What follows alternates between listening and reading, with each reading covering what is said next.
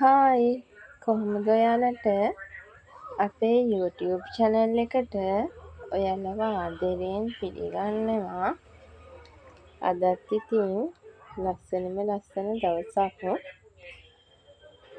අපේ සුදු මහත්තයා අද ටිකක් බවල්ලා තමයි නැගිට්ටේ.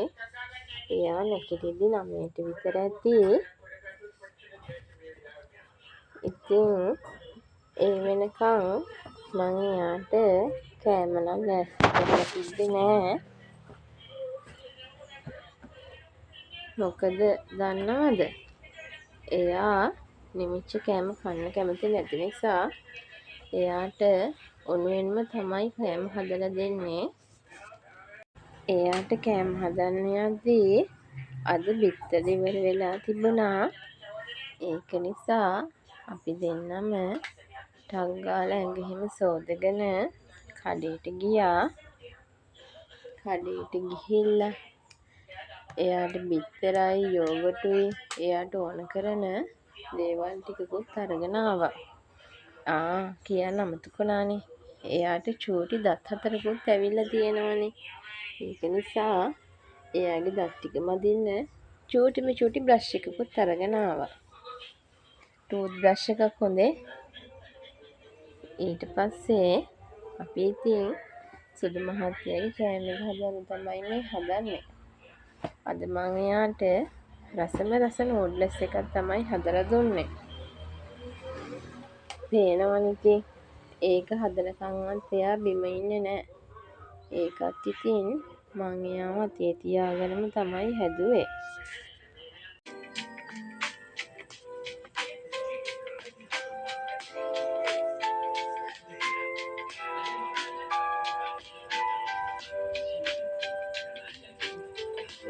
මම ඉතින් ඒ නූඩ්ලස් එකට ඉස්සෙල්ලාම බටර් චුට්ටක් දාලා ඒකට සුදු ලුණු දාලා ටෙම්පරාදු වෙන්න තිබ්බා.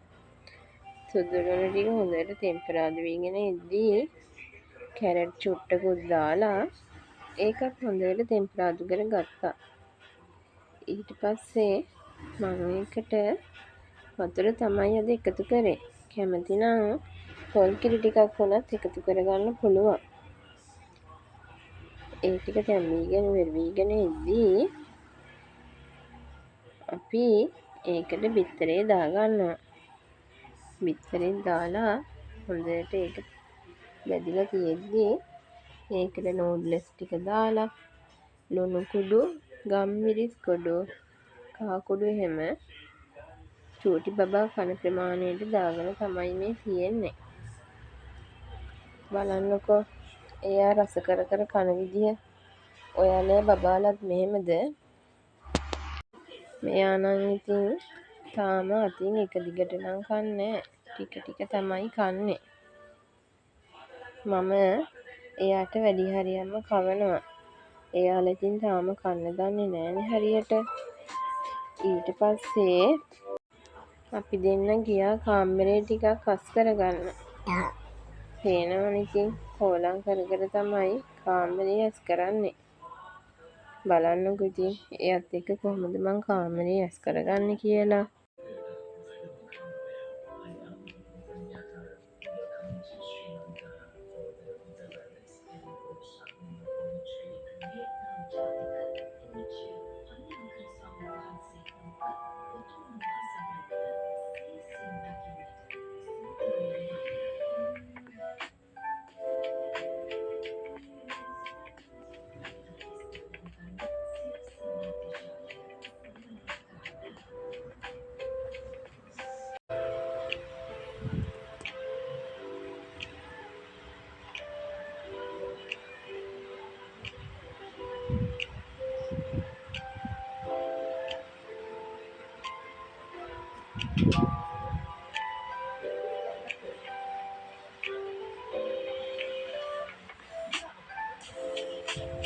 බලන්නකෝ ඉතින් අපේ චණ්ඩියගේ තියෙන දඟ වැඩ. ඇඳෙන් බහින්නත් පුරුදු වෙලා ඉතින්. බලන්නකෝ පොඩ්ඩෙන් වැටෙන්නත් හදනවා. මං වෙනදට නම් ළඟින්ම ඉන්නවා. මං නැති වෙලාවක තමයි ඉතින් බෑලා આવොත් වැටෙන්නේ. ඒක නිසා එයාව තනියම ඇඳ උඩ තියලා අපි කොහෙවත් යන්නේ නෑ. එක්ක මම හරි හස්බන්ඩ් හරි දෙන්නගෙන් කවුරු හරිම එයත් එක්ක ඇඳට වෙලා ඉන්නවා. මේ වැඩ ටිකත් ඉවර කරලා ඊළඟ යොකම යුද්ධෙ තමයි ඉතින් එයාව නිදි කරවන එක.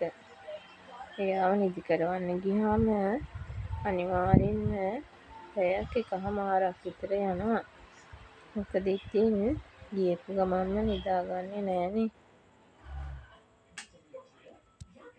සුදු මහත්තයා නිදාගත්තාම තමයි ඉතින් මම මගේ වැඩ ටික කරගන්නේ. එයා ඉතින් ගොඩක් වෙලා නම් නිදාගන්නේ නෑ. උපරිම පැයක් විතර නිදාගනියි. ඒ නිදාගත්තත් දෙතුන් පාරක් නැගිටිනවා. මං ආයේ ලස්සන වීඩියෝ එකක් අරගෙන එන්නම්කෝ. එතකං ඔයාලා පරිස්සමින් සතුටින් ඉන්න. ඔයාලට බුදු සරණයි.